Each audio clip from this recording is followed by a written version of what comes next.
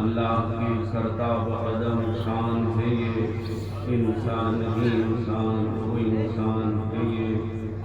قرآن تو ایمان بتاتا ہے، ایمان یہ کہتا ہے میری جان ہے یہ۔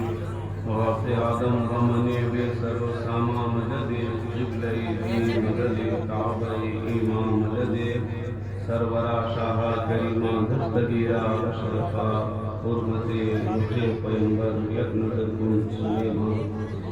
عزیزان ملت اسلامیہ، میں نے قرآن مجید کی جس آیت کریمہ کی تلاوت کرنے کا شرف حاصل کیا ہے، انشاءاللہ عز و جل اسی کے حوالے سے نبی مکرم صلی اللہ علیہ وسلم کی سیرت طیبہ کی کچھ دلکش پہلو کو پیش کرنے کی کوشش کروں گا۔ میں اپنی گفتگو کو آگے بڑھاؤں اس سے پہلے آئیے دل کی گہرائیوں سے شفیع المذنبین رحمۃ للعالمین صاحب الاولاد جناب احمد مصطفیٰ محمد مصطفیٰ علیہ تحیۃ و ثنا کی بارگاہ میں خراج عقیدت پیش کریں۔ پڑھیں باب قبل پاک اللہم صلی علی سیدنا والکرم والی کرام وابن کریم مبارک وسلم، صلاۃ و سلام علیک یا رسول اللہ صلی اللہ علیہ وسلم۔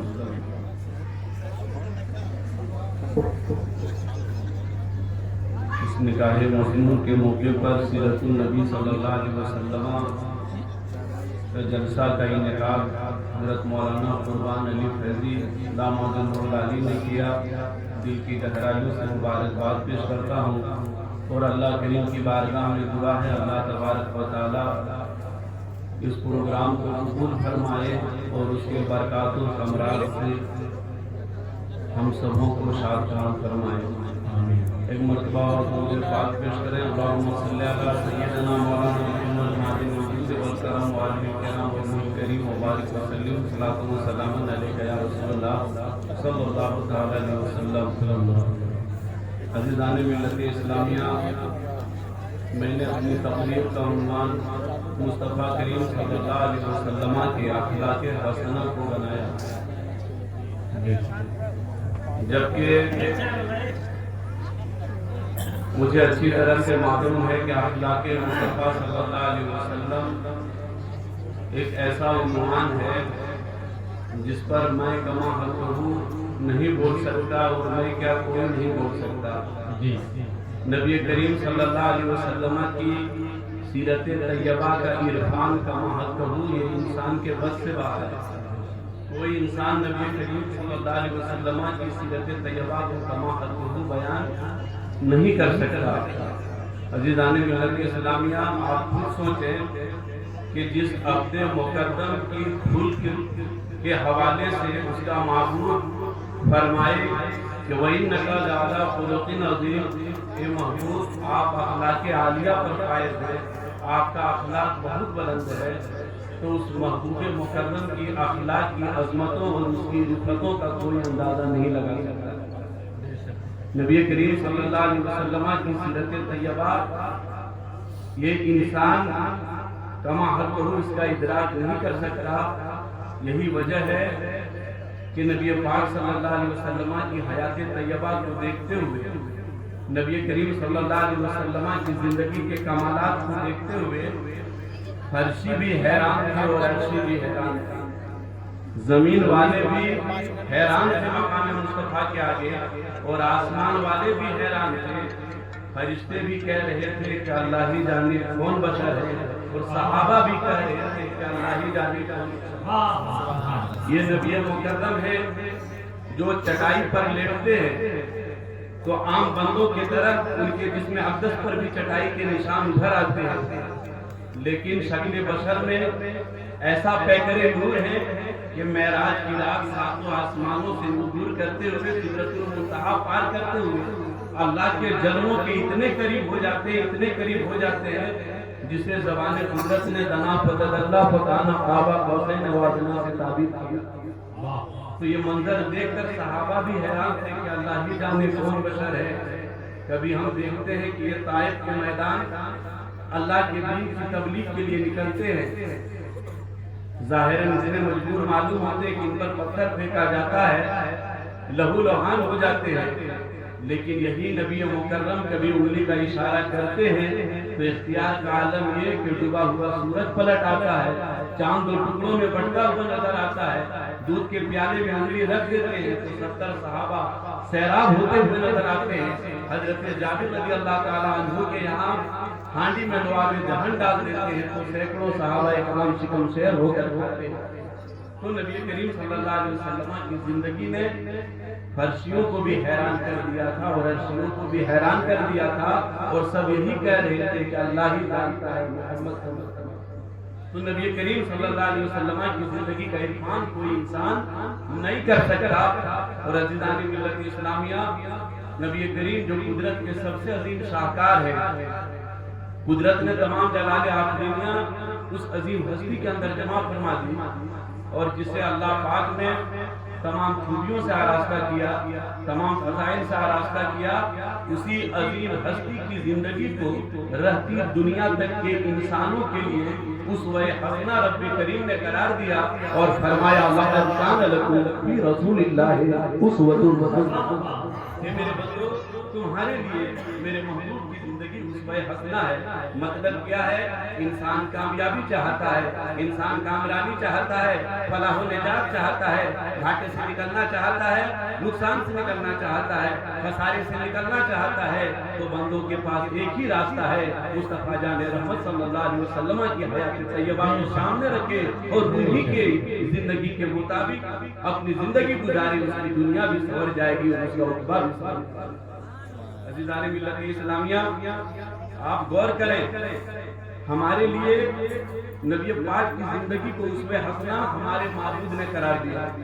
اللہ پاک نے نبی کریم صلی اللہ علیہ وسلم کی زندگی کو ہمارے لیے اسوہ حسنہ قرار دیا، اور یہ قدرت کا کتنا حسین انتظام ہے کہ جس عظیم ہستی کی زندگی رہتی دنیا تک کے انسانوں کے لیے اسوہ حسنہ قرار دیا، اس عظیم ہستی کی زندگی کو اللہ پاک نے محفوظ فرما دیا۔ نبی پاک کی پوری حیات طیبہ، نبی پاک صلی اللہ علیہ وسلم کی حیات طیبہ کا ہر لمحہ، ہر پہلو، وہ صحابہ کرام انہوں سے قدسیہ جنہوں نے ڈائریکٹ مصطفیٰ جان رحمت صلی اللہ علیہ وسلم کی زبان سے قرآن کو بھی سنا اور حدیث کو بھی سنا، انہوں نے ہمارے لیے آنے والی نسلوں کے لیے مصطفیٰ جان رحمت کی پوری حیات طیبہ محفوظ کر دی۔ اللہ اکبر، ذرا دیکھیں صحابہ کرام کی مجلس ہے اور ان کے درمیان نبی کریم صلی اللہ علیہ وسلم کوئی چیز کھائے ہیں تو صحابہ پکار اٹھے، اکلا رسول اللہ صلی اللہ علیہ وسلم، رسول گرامی صلی اللہ علیہ وسلم کھا رہے ہیں، ان کے کھانے کا انداز محفوظ کر دو تاکہ آنے والی نسلوں کو کھانے کا طریقہ معلوم ہو جائے۔ نبی کریم کوئی مشروب پیے ہیں، پانی پی رہے ہیں، صحابہ نے یہ منظر دیکھا، پکار اٹھے، شربا رسول اللہ صلی اللہ علیہ وسلم، رسول گرامی صلی اللہ علیہ وسلم پانی پی رہے ہیں، ان کے پانی پینے کا انداز محفوظ کر لو، ان کے مشروب پینے کا انداز محفوظ کر لو تاکہ آنے والی نسلوں کو پانی پینے کا طریقہ معلوم ہو جائے۔ ارے میرے نبی چلے ہیں تو ان کی رفتار کیا تھی، ان کا انداز کیا تھا، کس شان کے ساتھ چلے، صحابہ نے یہ بھی محفوظ کر لیا۔ نبی چل رہے ہیں، صحابہ کہہ رہے ہیں مشا رسول اللہ صلی اللہ علیہ وسلم، رسول گرامی چل رہے ہیں، ان کے چلنے کا انداز محفوظ کر لو تاکہ امت محمدیہ کو چلنے کا ڈھنگ معلوم ہو جائے، چلنے کا طریقہ معلوم ہو جائے۔ اللہ اکبر، یہی تک نہیں، نبی کریم نے لباس دیوتن کیا، کپڑا پہنا، تو نبی کریم نے کس انداز کا کپڑا پہنا، کس طریقے کا کپڑا پہنا، صحابہ نے یہ بھی محفوظ کیا اور فرمایا لبسا رسول اللہ صلی اللہ علیہ وسلم۔ عزیزان ملت اسلامیہ، کہاں تک بتائیں، کتب احادیث کا آپ مطالعہ کریں، سینکڑوں نظیریں ملے گی کہ رسول اللہ صلی اللہ علیہ وسلم کی زندگی کی ساری کیفیتوں کو محفوظ کر لی گئی۔ نبی کریم کا اٹھنا بیٹھنا چلنا پھرنا سونا جاگنا ہنسنا مسکرانا ساری کیفیت کو محفوظ کر لی گئی۔ پوری تاریخ عالم میں آمنہ کے لال کے علاوہ کوئی ایسا انسان نہیں ملے گا جس کی زندگی کو اس طرح محفوظ کی گئی ہے جس طرح سرکار دو جہاں صلی اللہ علیہ وسلم۔ میرے نبی مسکرائے ہیں تو اگر ایسے مسکرائے ہیں کہ دندان مبارک ظاہر ہوا، صحابہ نے اس کو الگ کیفیت سے بیان کیا کہ ظاہر رسول اللہ صلی اللہ علیہ وسلم، رسول گرامی مسکرا رہے ہیں، ان کا دندان مبارک ظاہر ہو گیا، اور ایسے مسکرائے ہیں کہ دندان مبارک ظاہر نہیں ہوا تو صحابہ پکار اٹھے تبسم رسول اللہ صلی اللہ علیہ وسلم، رسول گرامی مسکرا رہے ہیں۔ عزیزان اسلامیہ، میں اپنی بات استدلال کے طور پر صحیح مسلم کی ایک حدیث پاک پیش کرتا ہوں. اس حدیث پاک کو سنیں, محل استشہاد بھی ہے اور اللہ کی رحمت کی بے قراریوں کا بھی اندازہ لگائیں, اور یہ دیکھیں کہ کس طرح صحابہ کرام نے سرکار دو جہاں صلی اللہ علیہ وسلم کی زندگی کو محفوظ کر دی ہمارے لیے, تاکہ رہتی دنیا تک کے انسانوں کے لیے اللہ پاک نے نبی کریم صلی اللہ علیہ وسلم کی زندگی کو اس میں حسنہ قرار دیا تھا. مسلم شریف کی حدیث ہے, اس کا وضاحتی ترجمہ اور مفہوم پیش کرتا ہوں. آخری شخص جو جہنم سے نکالا جائے گا, سب سے اخیر میں ایک شخص جو جہنم سے نکالا جائے گا, آگ اس کا پیچھا کرے گی. جب وہ آگ سے مکمل نجات حاصل کر لے گا تو اللہ تعالیٰ کی بارگاہ میں وہ بندہ عرض کرے گا, لقد آتانی اللہ شیئا ما آتاہ احد من الاولین والآخرین. اللہ پاک نے مجھے ایسا انعام دیا ہے, ایسا انعام دیا ہے کہ اگلوں پچھلوں میں سے کسی پر اللہ نے ایسا انعام نہیں دیا. یہ سب سے اخیر میں جہنم سے نکالا جائے گا تو اپنے اعتبار سے وہ کہتا ہے کہ اللہ نے مجھ پر ایسا انعام کیا کہ اگلوں پچھلوں میں سے کسی پر اللہ نے اتنا بڑا انعام نہیں کیا تھا. جب وہ اللہ کا اس طرح حمد بیان کرے گا, حدیث پاک میں آیا فَتُرْفَعُ لَهُ شَجَرَةٌ, ایک جنتی درخت ظاہر ہوگا. جنتی درخت کو جیسے دیکھے گا اس کی دلکشی اور خوبصورتی اور رعنائی پر جیسے نظر پڑے گی, اللہ اکبر, یہ بندہ رب کریم کی بارگاہ میں پکار اٹھے گا, یا رب ادنینی من هذه الشجرة لأستظل بظلها وأشرب من مائها. اے پاک پروردگار, تو مجھے اس درخت کے قریب کر دے تاکہ میں اس درخت کے سائے میں آرام کروں اور اس درخت کے پھل کا رس پیوں. اللہ اکبر, رب کریم فرمائے گا, اے میرے بندے, میں تجھے اس درخت کے قریب کر دوں گا, تو کیا تو اس کے بعد کچھ نہیں مانگے گا, اس کے بعد تو سوال نہیں کرے گا, تو وعدہ کرے گا, اے پاک پروردگار, تو مجھے اس درخت کے قریب کر دے گا تو اس کے بعد میں کچھ نہیں مانگوں گا, اس کے بعد میں کچھ طلب نہیں کروں گا. اللہ اکبر, اس بندے کو اس درخت کے قریب کر دیا جاتا ہے. جب درخت کے قریب کر دیا جائے گا فَيَسْتَظِلُّ بِظِلِّهَا وَيَشْرَبَ مِن مَائِهَا, وہ بندہ اس درخت کے سائے میں آرام کر رہا ہوگا اور اس درخت کے پھل کا وہ رس پی رہا ہوگا. اتنے میں حدیث پاک میں آیا فَتُرْفَعُ لَهُ شَجَرَةٌ هِيَ أَحْسَنُ مِنَ الْأُولَىٰ, ایک دوسرا جنتی درخت ظاہر ہوگا جو پہلے درخت سے زیادہ خوبصورت ہوگا.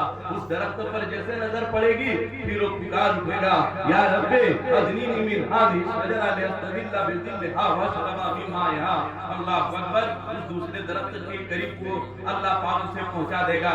جب دوسرے درخت کے پاس جائے گا وہاں بھی آرام کر رہا ہوگا, تو پھر حدیث پاک میں آیا فَتُرْفَعُ لَهُ شَجَرَةٌ هِيَ أَحْسَنُ مِنَ الْأُولَيْنِ, ایک تیسرا جنتی درخت ظاہر ہوگا جو پہلے دونوں درختوں سے زیادہ خوبصورت ہوگا. پھر یہ بندہ عرض کرے گا, مولا مجھے اس درخت کے قریب کر دے تاکہ میں اس کے سائے میں آرام کروں اور اس درخت کے پھل کا رس پیوں.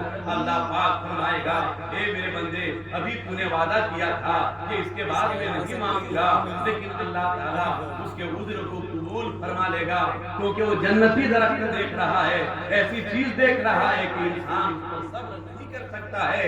اللہ اکبر, اللہ پاک اسے تیسرے درخت کے پاس کر دے گا. حدیث پاک میں آیا, جب وہ تیسرے درخت کے پاس جائے گا اور اس کے سائے میں آرام کر رہا ہوگا, تو حدیث پاک میں آیا فَيَسْمَعُ أَصْوَاتَ أَهْلِ الْجَنَّةِ, وہ جنتیوں کی آواز سننے لگے گا, جنتیوں کے مقابلے رکھنے لگیں گے. جب جنتیوں کی آواز اس کے کانوں میں آئے گی, وہ رب کریم سے عرض کرے گا, یا رب ادخلنیہا, اے پاک پروردگار, تو مجھے جنت میں داخل کر دے. اے پاک پروردگار, تو مجھے جنت میں داخل کر دے. اللہ اکبر, وہ بندہ جو جہنم سے نکالا گیا, ایک درخت, پھر دوسرا درخت, پھر تیسرا درخت, جب وہاں تک اللہ کا انعام ہوا, پھر بھی یہ بندہ کہا, مولا مجھے جنت میں داخل کر دے. رب کریم فرمائے گا, اے میرے بندے, میں تجھے کون سی چیز دوں جس کے بعد تو نہیں مانگے گا. اے میرے بندے, میں تجھے کون سی چیز دوں جس کے بعد تو سوال نہیں کرے گا.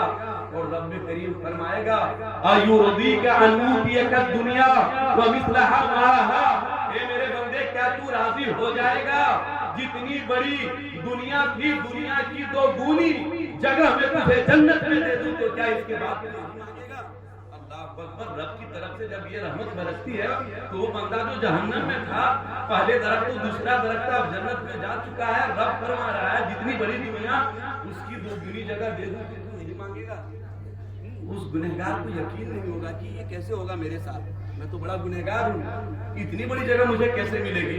اسے یقین نہیں ہوگا، وہ اپنے انداز میں رب کریم سے کہے گا تستہزئ منی وانت رب العالمین، یہ پاک پروردگار تو مجھ سے مذاق کرتا ہے، حالانکہ تو رب العالمین ہے۔ مسلمانوں یہاں پر جو بتانا ہے ذرا سنیں، حضرت عبداللہ ابن مسعود جب حدیث بیان کرتے ہیں اور یہاں جب پہنچتے ہیں کہ جب وہ بندہ رب کی عطا کو دیکھ کر حیران ہو کر کہے گا تستہزئ منی وانت رب العالمین، یہ اللہ تو مجھ سے مذاق کرتا ہے حالانکہ تو رب العالمین ہے، فضحک ابن مسعود، حضرت ابن مسعود مسکرا دیا۔ حدیث بیان کر رہے تھے، حدیث بیان کرتے کرتے ابن مسعود مسکرانے لگے اور صحابہ سے پوچھتے ہیں الا تسألونی مما أضحك، مجھ سے نہیں پوچھو گے کہ میں حدیث بیان کرتے یہاں کیوں مسکرایا؟ صحابہ نے کہا بتائیے آپ حدیث بیان کرتے کرتے یہاں کیوں مسکرائے ہیں؟ اس وقت اللہ اکبر سیرت مصطفیٰ کا درس دیتے ہوئے اور رہتی دنیا تک کے مسلمانوں کو نبی کریم کی ادا پر عمل کرنے کا پیغام دیتے ہوئے عبداللہ ابن مسعود کہتے ہیں کہ سنو سنو، میں اس لیے مسکرا رہا ہوں کہ آقا ضحک رسول اللہ صلی اللہ علیہ وسلم حین قال العبد تستهزئ منی وانت رب العالمین۔ سنو، میں اس لیے مسکرا رہا ہوں جب سرکار حدیث بیان کر رہے تھے اور حدیث بیان کرتے کرتے مصطفیٰ جان رحمت جب اس جگہ پہنچے تھے تو مصطفیٰ جان رحمت مسکرائے تھے، تو میں نے سوچا کہ میں بھی حدیث بیان کروں اور حدیث بھی بیان ہو جائے اور سرکار کی ادا کی بھی ادا، سرکار کی ادا کی بھی ادا ہو جائے۔ تو مسلمانوں کا بتانا یہ ہے کہ سرکار دو جہاں صلی اللہ علیہ وسلم کی پوری حیات طیبہ اور ان کی زندگی کا ہر لمحہ صحابہ کرام نے رہتی دنیا تک کے انسانوں کے لیے محفوظ کر لیا، کیونکہ رب کریم نے اسی عظیم ہستی کی زندگی کو رہتی دنیا تک کے انسانوں کے لیے اسوہ حسنہ قرار دیا اور فرمایا لقد کان لکم فی رسول اللہ اسوۃ حسنہ۔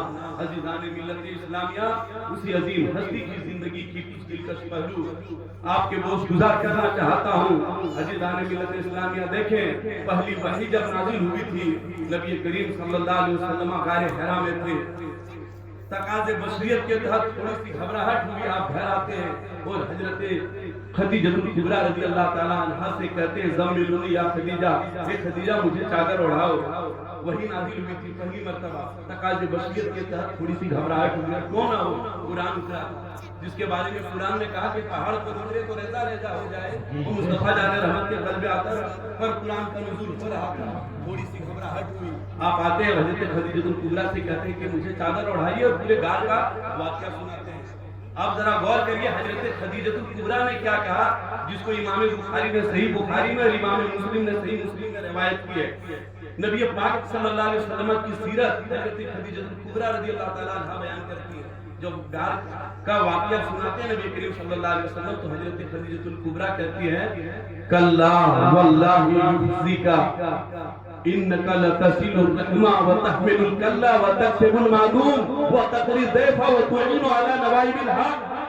حضرت خدیجہ کبریٰ کہتی ہے کہ میں قسم کھا کر کہتی ہوں کہ اللہ پاک آپ کو کبھی تنہا نہیں چھوڑے گا، میں قسم کھا کر کہتی ہوں اللہ پاک آپ کو کبھی تنہا نہیں چھوڑے گا۔ ریزن کیا بتاتی ہے؟ کارن کیا بتاتی ہے؟ اس قدر بھروسہ کیوں ہے کہ اللہ آپ کو تنہا کبھی نہیں چھوڑے گا؟ آگے حضرت خدیجہ کبریٰ کے الفاظ ملاحظہ کریں، اللہ اکبر، نبی کریم کی زندگی پیش کرتے ہیں کہ اللہ آپ کو تنہا نہیں چھوڑے گا، کیوں؟ کہہ رہے کہ انک لتصل الرحم، آپ صلہ رحمی کرتے ہیں، رشتہ داروں کا خیال رکھتے ہیں، وتحمل الکلا، اور کمزوروں کا بوجھ اٹھاتے ہیں، ناداروں کا بوجھ اٹھاتے ہیں، بے سہاروں کا سہارا بنتے ہیں۔ تو ایسا انسان جس کا کیریکٹر اتنا عمدہ ہو کہ جو صلہ رحمی کرے، اپنے رشتہ داروں کے دکھ اور اس کے غموں میں ساتھ دے، محتاجوں کا سہارا بنے، بیواؤں کی حمایت کرے، ایسا انسان کو اللہ تعالیٰ کبھی تنہا نہیں چھوڑے گا، ایسے انسان کو اللہ تعالیٰ کبھی تنہا نہیں چھوڑے گا۔ مسلمانوں یہ حضرت خدیجہ الکبریٰ کے یہ صرف محبت کے جملے نہ تھے، بلکہ حضرت خدیجہ الکبریٰ رضی اللہ تعالیٰ عنہ کا یہ مشاہدہ تھا جو انہوں نے اپنی جلوتوں میں اور کبھی نبی کریم صلی اللہ علیہ وسلم کی خلوتوں میں مشاہدہ کیا تھا۔ اپنی جلوتوں اور اپنی خلوتوں کا انہوں نے مشاہدہ پیش کیا۔ اب حضرت خدیجہ الکبریٰ کی الفاظ آپ ذہن میں رکھیں اور ذرا نبی کریم صلی اللہ علیہ وسلم کی عملی زندگی کو دیکھیں۔ اللہ اکبر، مکہ یہ زمانے جہالت سے ہی بہت بڑا تجارت کا مرکز تھا۔ یمن کا ایک قبیلہ زبید ہے، زبید سے ایک تاجر تجارت کرنے کے لیے مکہ المکرمہ پہنچتا ہے۔ بڑے خوبصورت عمدہ قسم کے اس کے 3 اونٹ تھے۔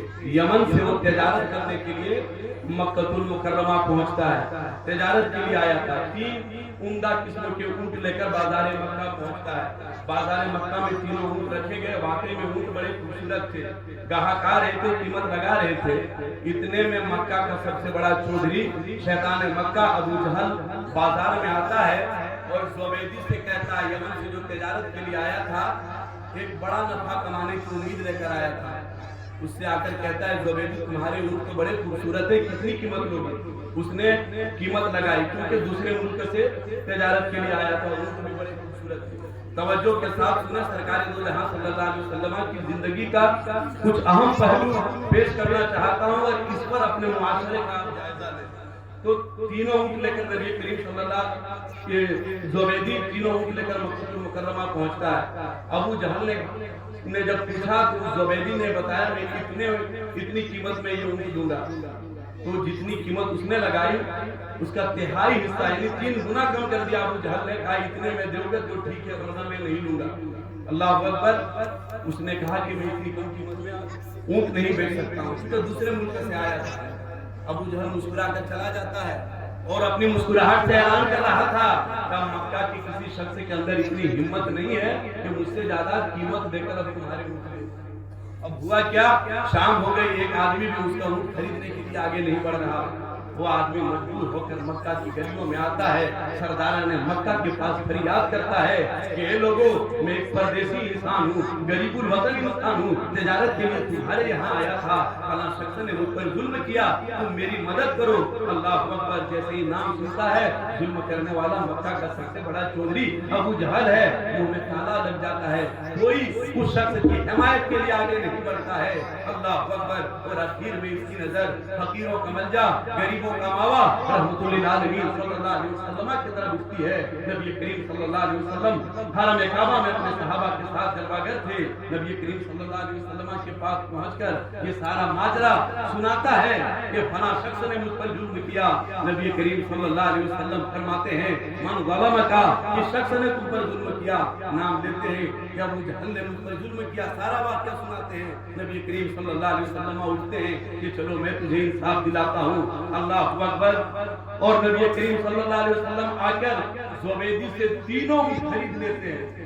3 اونٹ جو اس نے قیمت لگائی تھی مطلوبہ قیمت میں 3 اونٹ خرید لیے، اور کچھ ہی دیر میں 2 اونٹ جتنے میں 3 اونٹ خریدے تھے نبی کریم صلی اللہ علیہ وسلم نے بازار مکہ میں بیچ دیا۔ اب ایک اونٹ نفع کے طور پر مکمل باقی رہ گیا، جتنے میں خریدے تھے 2 اونٹ اتنی قیمت میں بیچ دیا، اب ایک اونٹ مکمل نفع کے طور پر باقی ہے۔ کچھ دیر ہونے کے بعد اس تیسرے اونٹ کو بھی نبی کریم صلی اللہ علیہ وسلم نے اسی بازار میں فروخت فرما دیا۔ اب مسلمانوں دکھانا یہی ہے کہ اس ایک اونٹ کا نفع لے کر نبی کریم اپنے گھر نہیں پہنچتے ہیں، اپنی تجوری میں نہیں رکھتے ہیں، بلکہ بنو عبد المطلب کے بیووں میں رسول کریم صلی اللہ علیہ وسلم نے پورا کا پورا منافع تقسیم کر دیا۔ پورا منافع بنو عبد المطلب کے بیواؤں میں تقسیم کر دیا۔ اب ذرا یہاں رک جائیے اور حضرت خدیجہ الکبریٰ کو الفاظ یاد کیجیے۔ حضرت خدیجہ الکبریٰ نے کہا تھا اللہ آپ کو تنہا نہیں چھوڑے گا، کیوں؟ تحمل الکلہ، آپ کمزوروں کا بوجھ اٹھاتے ہیں، غریبوں کا سہارا بنتے ہیں، ناداروں کے لیے کماتے ہیں، اپنی گاڑھی کمائی محتاجوں میں دیتے ہیں، اور یہاں نبی کریم صلی اللہ علیہ وسلم پورا اونٹ کا منافع مکہ کی بیواؤں میں تقسیم کر دیتے ہیں۔ مسلمانوں ذرا اس تناظر میں ہم نبی کریم کی خلق عظیم کو اپنے معاشرہ میں ڈھونڈے. قسم خدا کہ آج حضرت نبی پاک صلی اللہ علیہ وسلم کی اس سیرت طیبہ سے ہم اگر آراستہ ہو جاتے, جنہیں اللہ نے دولت دی ہے, ثروت دی ہے, اگر ہم اپنے مال کو کچھ حصہ اگر ہم غریبوں میں تقسیم کرتے, محتاجوں کو دیتے, تو اے مسلمانوں آج ہمارے معاشرہ کی غربت ختم ہو جاتی, افلاس ختم ہو جاتی. عزیزان ملت اسلامیہ, نبی کریم صلی اللہ علیہ وسلم کی حیات طیبہ اس طرح دلکش پہلوؤں سے بھری ہوئی ہے. ہمیں چاہیے کہ ہم نبی کریم صلی اللہ علیہ وسلم کی سیرت طیبہ کا مطالعہ کریں. ایسے ایک دلکش پہلو آپ تک پہنچا کر میں اپنی گفتگو کا اختتام کا جامہ پہناتا ہوں. عزیزان ملت اسلامیہ, ذرا غور کریں یہ پہلو بھی کتنا دلکش ہے کہ نبی کریم صلی اللہ علیہ وسلم اپنے ماتحتوں کا کہاں تک خیال رکھتے تھے. نبی کریم صلی اللہ علیہ وسلم کے لیے جو صحابہ کرام نبی کریم کے اشارے پر اسلام کے لیے جانے دیتے تھے, اپنا مال اور سب کچھ قربان کرنے کے لیے تیار تھے, نبی کریم صلی اللہ علیہ وسلم ان کا کہاں تک خیال رکھتے تھے. ذرا دیکھیں, ایک صحابی رسول ہے حضرت جلیبیب رضی اللہ تعالیٰ عنہ, اللہ اکبر, یہ سانولے رنگ کے تھے, رنگ و نسل کے اعتبار سے بھی یہ اونچی سوسائٹی سے ان کا تعلق نہ تھا, بڑا خاندان بھی نہ تھا, مال والا بھی نہ تھا, حسن و جمال بھی نہ تھا, لیکن ایک ایسی دولت تھی جس دولت پر کونے کی ساری دولتیں قربان کی جا سکتی. وہ یہ تھا کہ حضرت جلیبیب رسول گرامی صلی اللہ علیہ وسلم سے محبت کرتا تھا, اور حضرت جلیبیب رضی اللہ تعالیٰ عنہ نبی پاک صلی اللہ علیہ وسلم سے محبت کرتا تھا. عزیزان ملت اسلامیہ, نبی کریم کی خدمت میں ہمیشہ حضرت جلیبیب لگے رہتے تھے. ایک روز نبی کریم صلی اللہ علیہ وسلم حضرت جلیبیب سے کہتے ہیں, یا جلیب بابا لا تتزوج, اے جلیبیب تم شادی کیوں نہیں کر لیتے. حضرت جلیبیب سے کہتے ہیں کہ یا جلیب بابا لا تتزوج, اے جلیبیب تم شادی کیوں نہیں کر لیتے.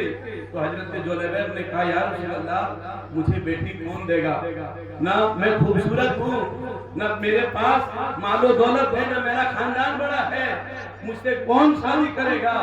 اللہ اکبر, نبی کریم نے پھر فرمایا, یا جلیبیب لا تتزوج, اے جلیبیب تم شادی کیوں نہیں کر لیتے. پھر حضرت جلیبیب نے یہی کہا, یا رسول اللہ مجھ سے کون شادی کرے گا. یا رسول اللہ نہ میرے پاس حسن و جمال ہے, نہ مال و دولت ہے, نہ میرا خاندان بڑا ہے, مجھے کون بیٹی دے گا.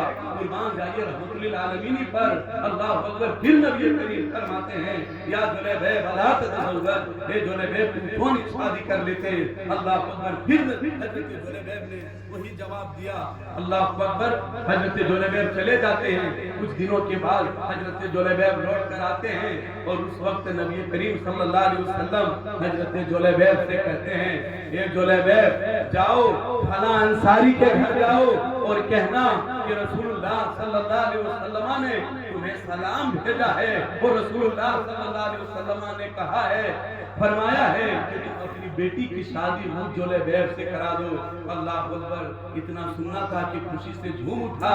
اب کیا تھا, خراما خراما حضرت جلیبیب اس انصاری کے گھر کی طرف چل دیتے ہیں, اور انصاری کے گھر پہنچ کر دروازہ کھٹکھٹاتے ہیں. دروازہ کھٹکھٹایا جاتا ہے تو دروازہ کھولنے کے بعد مالک مکان باہر آتا ہے, پوچھتے ہیں کیا بات ہے. کہتے ہیں ہم جلیبیب ہیں, مجھے رسول اللہ صلی اللہ علیہ وسلم نے بھیجا ہے, اور رسول پاک صلی اللہ علیہ وسلم نے تمہیں سلام بھیجا ہے. اللہ اکبر, جلیبیب نے جب یہ کہا, مالک مکان خوشی سے جھوم اٹھتا ہے کہ میرے لیے کتنی خوشی کی بات ہے, کتنی سعادت کی بات ہے کہ رسول پاک صلی اللہ علیہ وسلم نے مجھے سلام بھیجا ہے.